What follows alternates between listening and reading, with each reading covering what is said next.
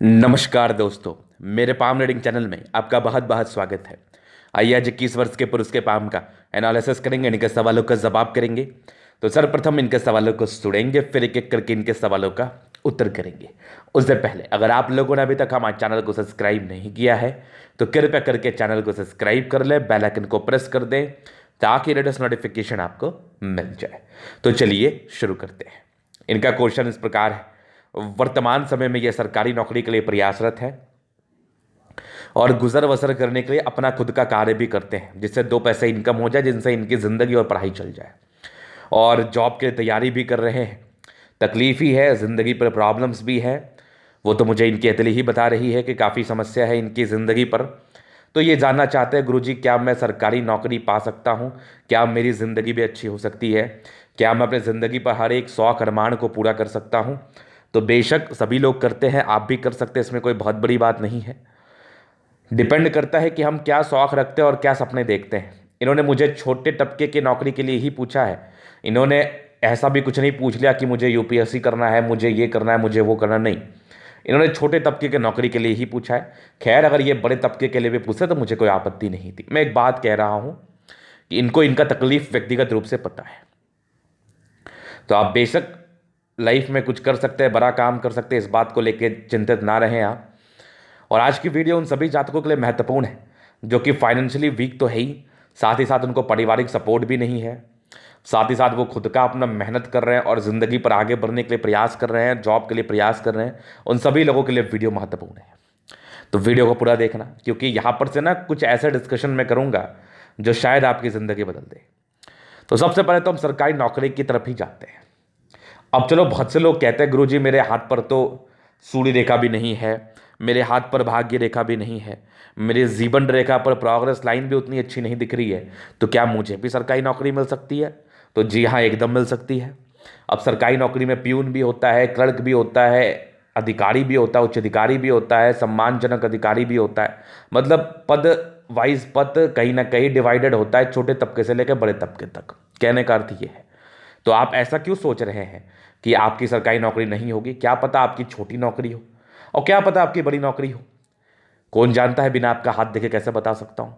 तो इनके हाथ पर भी बेस्ट एग्जाम्पल है उन सभी जातकों के लिए जो व्यक्ति सरकारी नौकरी के लिए प्रयासरत है, उन सभी के लिए बेस्ट एग्जाम्पल है ये हाथ।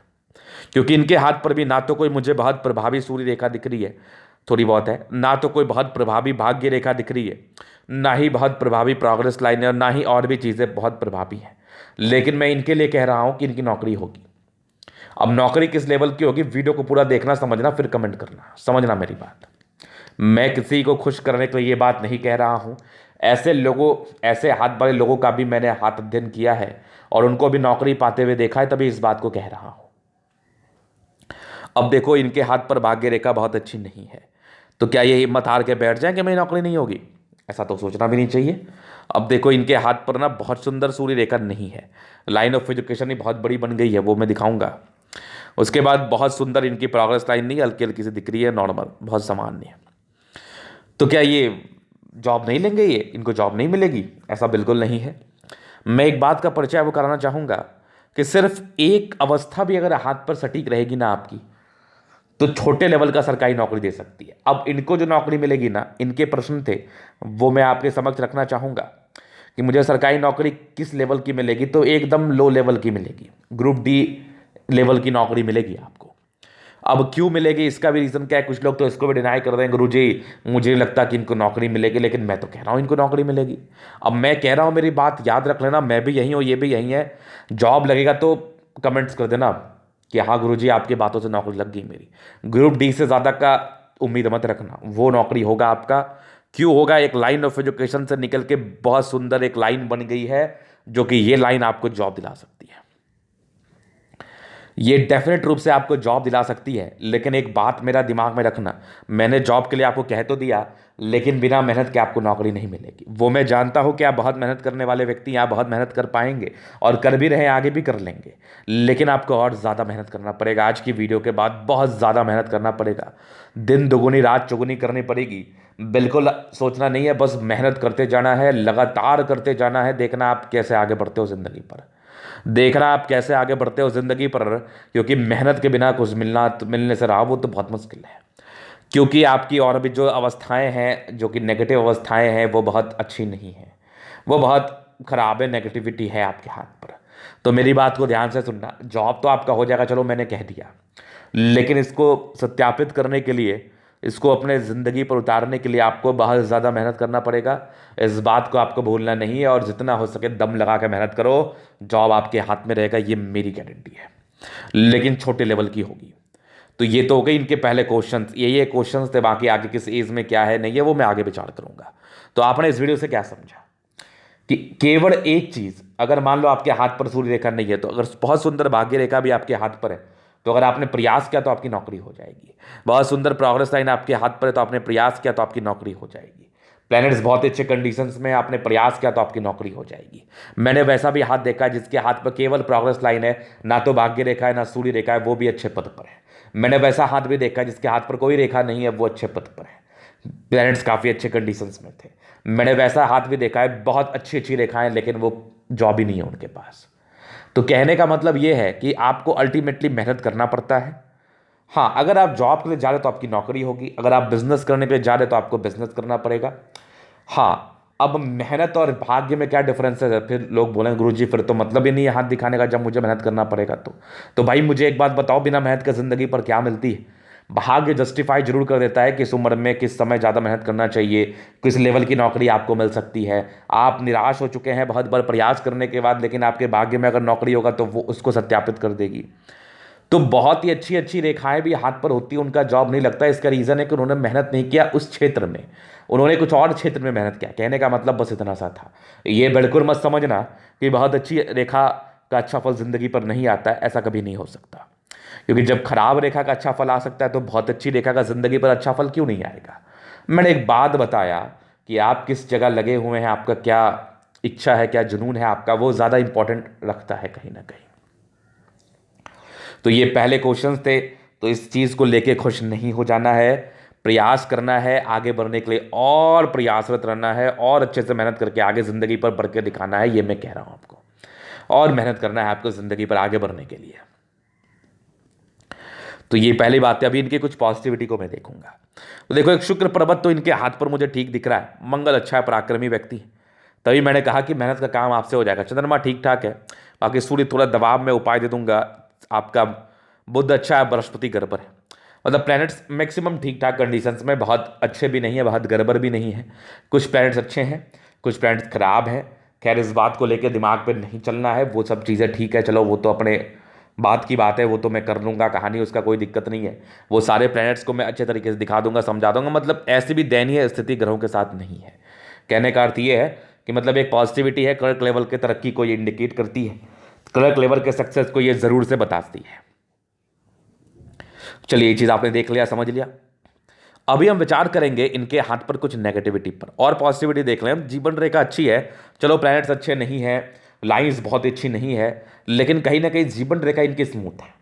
और जिस भी व्यक्ति की जीवन रेखा स्मूथ रहती है, तो एक नॉर्मल पॉजिटिविटी को इंक्रीज करती है, मतलब पॉजिटिविटी की तरफ इशारा कराती है। जातक जिंदगी पर पॉजिटिविटी का फल ले सकते हैं, जातक जिंदगी पर कुछ कर सकते हैं, बड़ा कर सकते हैं, कोई बड़ी बात नहीं है। हाँ, यही इसमें अगर भाग्य रेखा हो जाती, अगर इसमें बहुत सुंदर सूर्य रेखा बुध रेखा हो जाती, फिर सोने पर सुगंध वाली बात हो जाती। लेकिन ऐसा भी तो हाथ देखो जिसके हाथ पर कुछ भी नहीं है, उसकी ज़िंदगी कैसे चलती है। अगर पामिस्ट्री में सच में इंटरेस्ट है तो ऐसा भी हाथ देखो, और उसकी ज़िंदगी का गणना करो, और समझने का प्रयास करो कि उसकी ज़िंदगी कैसे चल सकती है। चूंकि मैंने इतना ज़्यादा हाथ देखा है, इतने बड़े बड़े लोगों का भी हाथ देखा है, छोटे छोटे लोगों का भी हाथ देखा है, डेली ये हाथ देखते रहता हूँ, तो इस बात को बड़े अच्छे तरीके से क्लैरिफाई कर सकता हूँ, और आपको समझा सकता हूँ, और डीमोटिवेट होने से बचा सकता हूँ। क्योंकि मान लिया जाए किसी झोला छाप के पास अगर ऐसी हथेली को लेकर आप जाएंगे, डेफिनेट रूप से वो आपकी ज़िंदगी पर एक अभिशाप का काम करेगा। मैं भी बहुत कुछ बोल सकता है।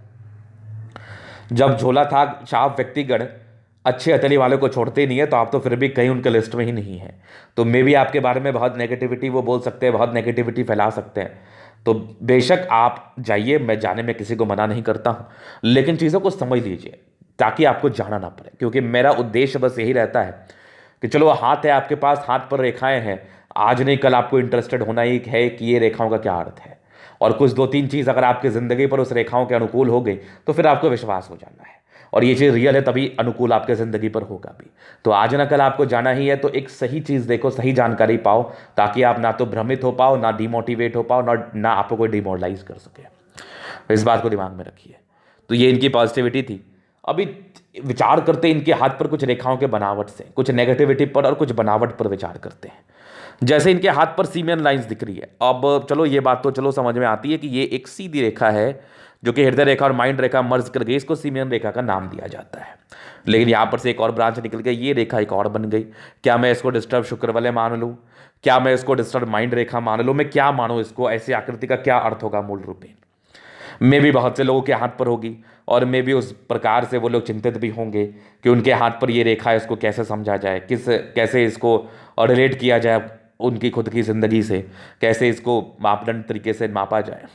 तो मैं एक बात बताता हूँ, चलो इनके हाथ पर सीमेन रेखा तो डेफिनेट रूप से वो तो मुझे खुले आंख से दिख रहा है, इसमें तो कोई आपत्ति और कोई संदेह वाली बात भी नहीं, एकदम स्पष्ट सीमेन लाइंस दिख रही है। अब इस सीमेन लाइंस के फल को मैं बता दूं तो जातक बड़े भावुक होते हैं, भावुकता बड़ी अच्छी रहती है, तो भावुकता में या किसी भी इमोशंस में बह के किसी भी प्रकार का निर्णय नहीं लेना चाहिए इस अवस्था में, जिसके भी हाथ पर रहती है। चलो ये बात तो लॉजिकली समझ में आ गई, गुरुजी सीमियन रेखा है, ऐसे व्यक्ति का भावुक होना लाजमी है, और ऐसे लोग भावुक होते हैं, गलतियां करते हैं जिंदगी पर भावुकता में, तो वो काम नहीं करना है। लेकिन चलो एक बात तो ये हो गई क्लियर। अब बताओ गुरुजी, क्या मैं इसको डिस्टर्ब शुक्र वाले मान लूं? तो चलो ये एक बड़ा महत्वपूर्ण प्रश्न हो जाता है। फिर अभी किसी भी लाइंस को आपको मानने से पहले ना कुछ बनावट पर विचार करो। अगर इनके हाथ पर सीमेन लाइंस को, चलो सीमेन लाइंस को गोली मार दो, भूल जाओ। अब यहां पर से एक लाइन जा रही है, इसको मैं क्या कह सकता हूं? इसको मैं हृदय रेखा कह सकता हूं, क्योंकि इस लाइन का जो स्टार्टिंग है और जो जहां पर ये एंड करते हुए नजर आ रही है, मे बी ये हर्ट लाइन हो सकती है। तो ये डिस्टर्ब हर्ट लाइन है। अब यहां पर से क्या हुआ है ना, इसको मैं डिस्टर्ब नहीं मानूंगा, क्योंकि सीमेन लाइंस ने हर्ट लाइन और माइंड रेखा को कवर अप कर लिया, हर्ट लाइन और माइंड रेखा की नेगेटिविटी को कवर अप कर लिया। अगर नहीं भी रहे तो कोई दिक्कत नहीं है, लेकिन ये रहने से क्या होता है ना कि जातक गलतियां नहीं करती इमोशंस में, क्योंकि एक एक्स्ट्रा हर्ट लाइन इनके हाथ पर हो गई, भले ही आधी है, कोई बात नहीं, कोई बात नहीं, क्योंकि सीमेन लाइंस ने एक पूरे हर्ट लाइन का कार्य कर दिया, भले ही ये आधी, ऐसे कोई टेंशन नहीं, कोई समस्या नहीं, लेकिन इसको हम हृदय रेखा के रूप से ही संबोधित करना चाहेंगे। और जातक के अंदर जो इसकी नेगेटिविटी, सीमेन लाइंस के जो नेगेटिविटी आते, इमोशंस, जल्दीबाजी में निर्णय लेना, भावुकता में कार्य करना, उसमें इसको नियंत्रण कर देगा। फिर लोग पूछेंगे गुरुजी फिर ये क्या है? तो ये भैया है भाग्य रेखा का ब्रांच। सीधी बात समझो, ये है भाग्य रेखा का ब्रांच, और ये हृदय रेखा का ब्रांच है, जो कि आधा ही है, जिसको लेके ज़्यादा चिंतित नहीं रहना। ये नहीं सोच रहा मेरे हाथ पर आधा है तो आधा ही फल आएगा, ऐसा कुछ नहीं होता। ये आधी हृदय रेखा है और एक पूरी सीमेन लाइंस है, जिसने आपके हृदय रेखा और मस्तिष्क रेखा के जो भी आपके पॉइंट्स थे उसको कवर अप कर दिया। और आधी हृदय रेखा होने से जो आपके अंदर ज़्यादा इमोशंस थे उसको नियंत्रण में करने के लिए ये काफ़ी ज़्यादा एक्टिव मानी जाएगी। ठीक है, तो ये रेखा का बनावट था, इसको लेके कंफ्यूज नहीं होना है। अभी नेगेटिविटी दिखाऊं तो बृहस्पति पूरी गड़बड़ है, तो प्रारंभिक समय से ही आपने पारिवारिक समस्याएं को देखा है, और ये पारिवारिक समस्याएं होने की वजह से आप जल्दी इंडिपेंडेंट हो चुके हैं, क्योंकि जुपिटर है पूरी गड़बड़ आपकी, क्योंकि जुपिटर है पूरी गड़बड़, और जिस भी जातक की बृहस्पति गड़बड़ रहती है उसको ये सब प्रकार की समस्याएं जिंदगी पर देखनी पड़ती है, मूल रूप में पारिवारिक समस्याएं जिंदगी पर देखनी पड़ती है। खैर ये भी कोई ज़्यादा बड़ी बात नहीं है, जुपिटर गड़बड़ है तो ये बहुत आम समस्या है। और दूसरी चीज़ है, इसके लिए क्या कर सकते हैं हम? तो इसके लिए आप बृहस्पति देव की कथा करना शुरू कर दे, आराधना करना शुरू कर दे। जुपिटर की आराधना करेंगे तो इसकी नेगेटिविटी आपकी ज़िंदगी से कम होते हुए नजर आएगी। और जल्दी किसी पर ट्रस्ट मत करना, पैसे किसी का लेन देन मत करना, नहीं तो पैसे फंसे होंगे, पैसे लेके लोग भाग जाएंगे।